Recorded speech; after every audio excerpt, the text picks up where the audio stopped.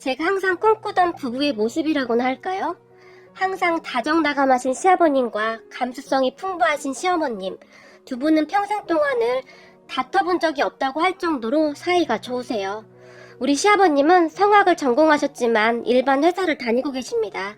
그리고 시어머님은 피아노를 전공하시고 피아노 관련 일에 종사하셨었지만 지금은 전업주부를 하고 계시고요. 그래서였는지 두 분은 성격이 정말 잘 맞으셨어요.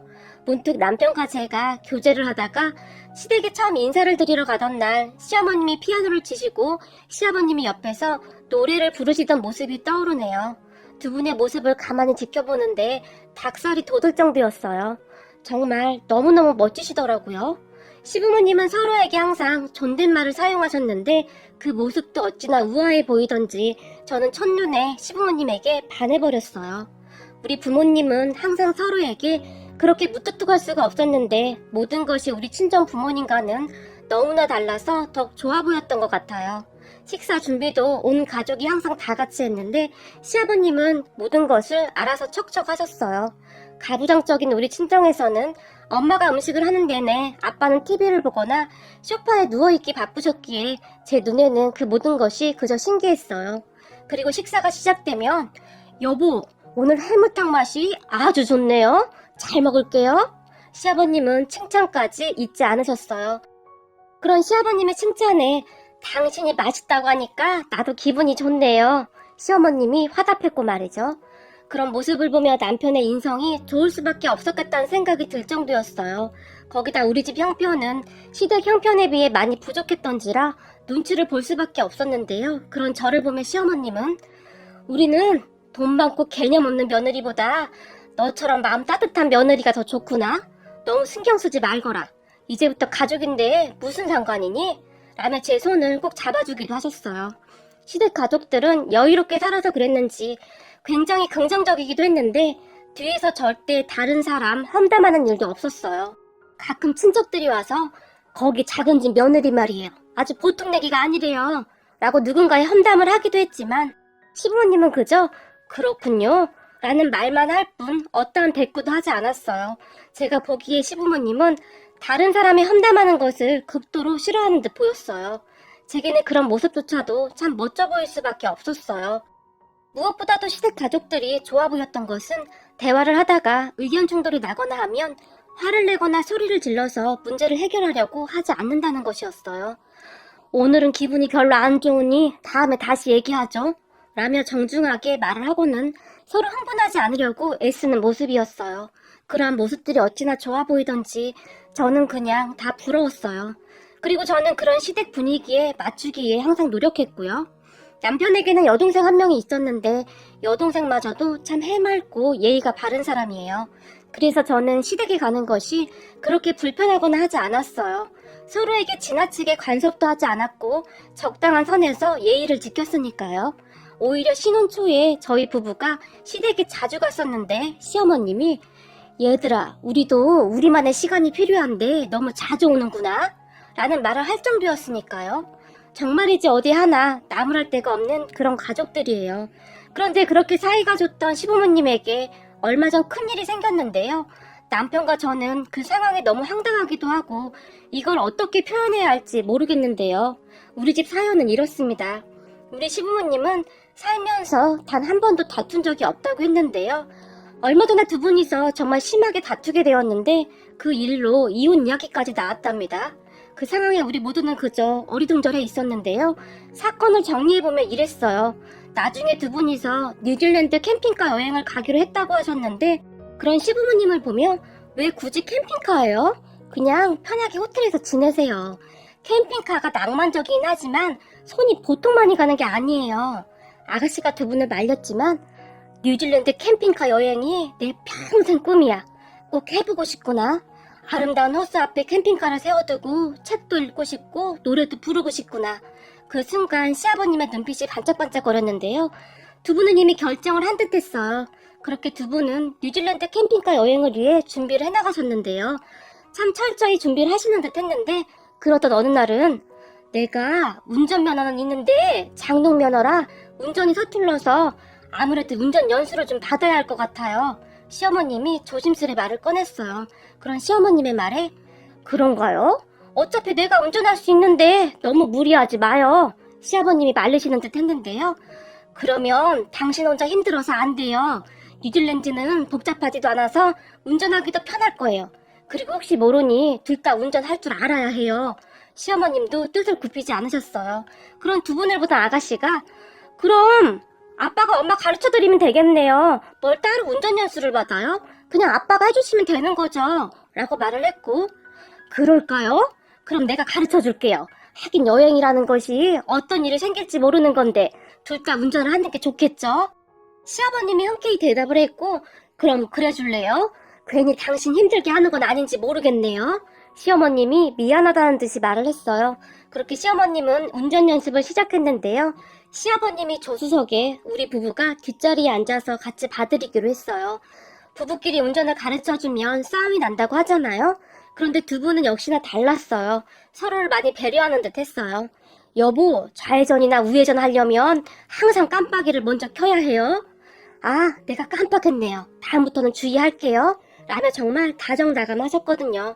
첫날은 그렇게 간단한 자동차 조작이나 넓은 공터에서 몇 번 왔다 갔다 하는 걸로 무사히 운전 연수가 끝났는데 당신 옆에서 알려주니까 참 든든하고 좋네요. 라고 시어머니가 말을 했어요.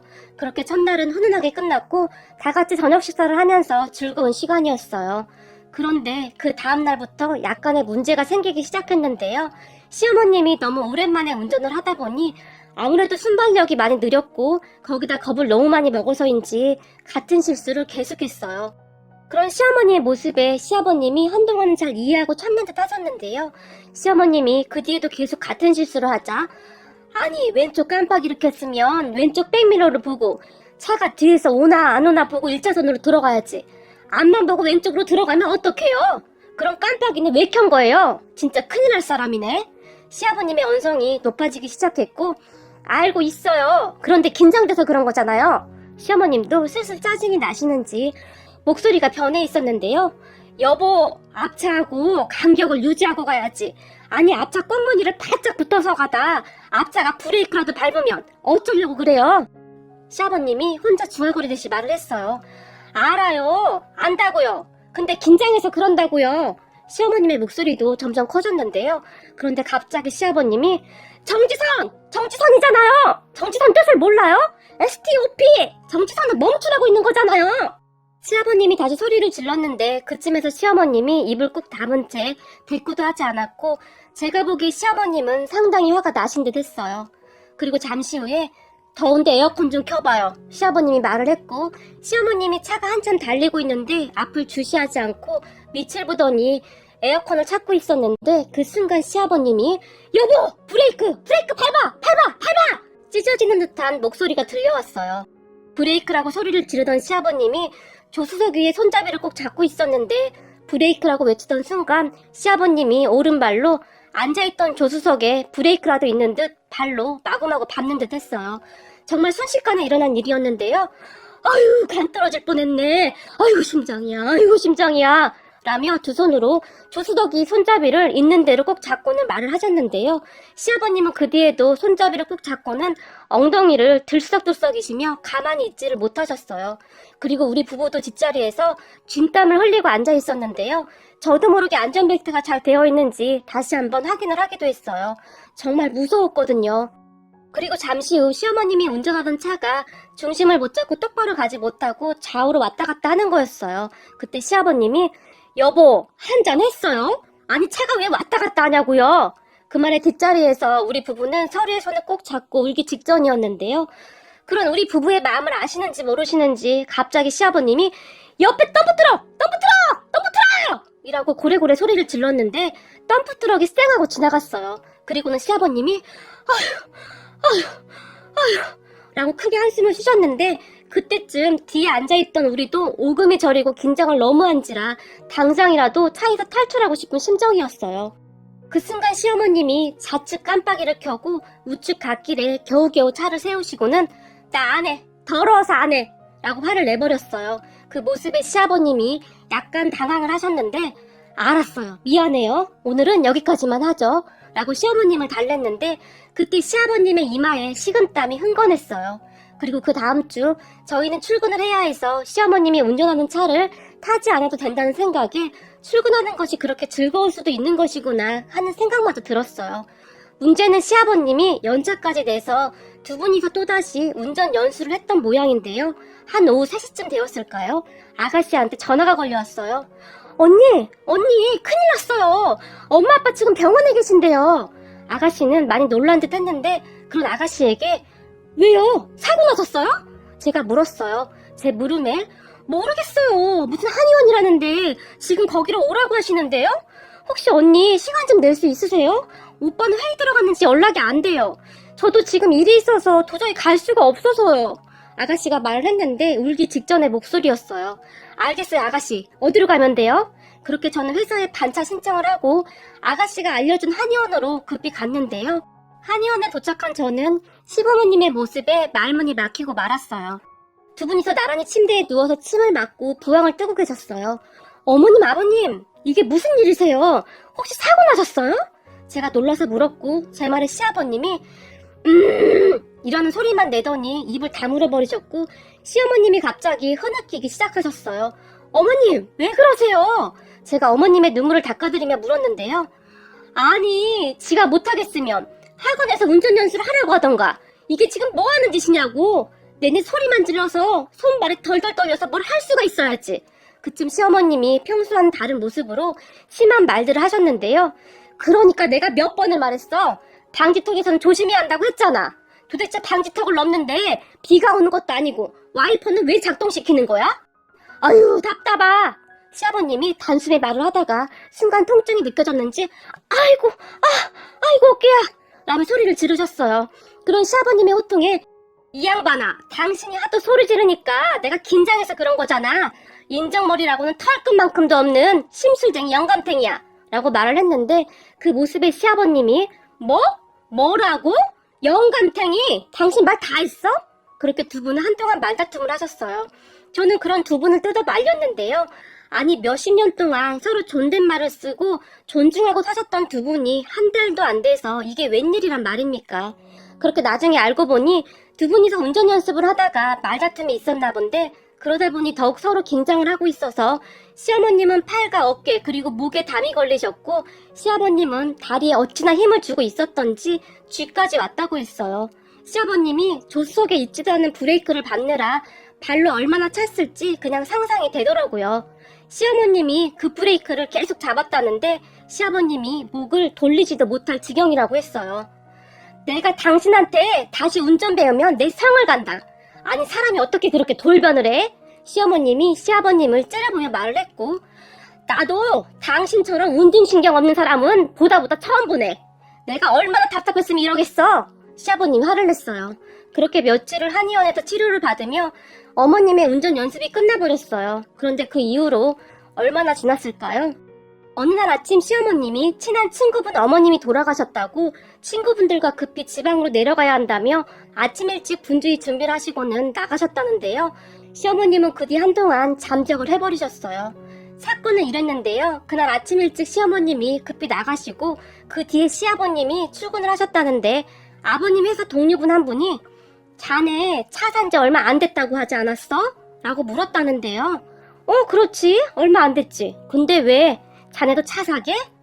아니 그게 아니라 자네 차 앞범퍼가 왜 그런 거야? 앞범퍼? 내 차? 내 차 앞범퍼? 시아버님이 놀라서 물었고 그래 자네 차 앞범퍼가 달랑달랑 거리는 것 같은데 자네 혹시 모르는 거야? 라고 말을 했답니다. 그 말에 놀란 시아버님이 차를 자세히 확인해보니 세상에나 말이죠. 앞범퍼가 깨져서 달랑달랑 거렸다는데 누군가가 두꺼운 투명 테이프로 왼쪽부터 쭉 여러 겹으로 붙여놨다고 하는데 아파트 주차장이 어두웠던지라 잘 안 보였던 것 같은데요. 회사까지 운전해서 오는 동안 테이프가 조금씩 떨어졌던 모양입니다. 그렇게 범퍼가 잘못된 것을 확인하던 시아버님이 급히 시어머님에게 전화를 했지만 시어머님이 전화를 받지 않았다고 하는데요. 나중에 확인해보니 시어머님이 새벽에 혼자 나가서 운전 연습을 하셨던 모양인데 어디서 그랬는지 앞범퍼는 깨져 있고 뒤에는 여기저기 긁힌 자국이 있었다는데요. 그렇게 차를 확인하고는 겁을 먹고 도망쳐 버린 거였어요. 그 뒤 시아버님은 머리 끝까지 화가 나서 방방 뛰셨는데요. 그 모습에 우리 모두는 혀를 내두를 정도였고 말이죠. 그리고 얼마 후에 시어머님이 얘 혹시 네 시아버지 아직도 화 많이 나 있니? 나 언제쯤 들어가면 되는 거니? 저에게 전화를 하셨는데요. 내일쯤 들어오셔도 될 것 같아요. 아버님 화 많이 풀리셨어요. 근데 어머님 지금 어디 계신 거예요? 제가 물었는데요. 지방에 있는 언니 집에 있었지. 그럼 나 내일 올라가마. 다음날 시어머님이 집에 돌아오셔서는 시아버님이 좋아하는 음식을 한 상 차려놓고는 시아버님에게 용서를 빌었는데요.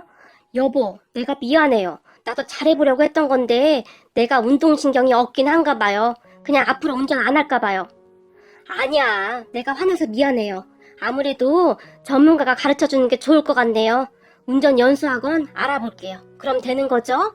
라며 두 분이서 화해를 하셨어요. 시어머님의 사건은 그렇게 마무리가 됐고 현재 시어머님은 혼자 운전을 해서는 차를 끌고 웬만한 동네는 운전하고 다닐 정도세요. 그리고 두 분은 뉴질랜드 캠핑카 여행 준비를 하시면서 꿈에 부풀어 계시는데요. 그런 두 분을 보며 그저 부럽다는 생각만 드네요.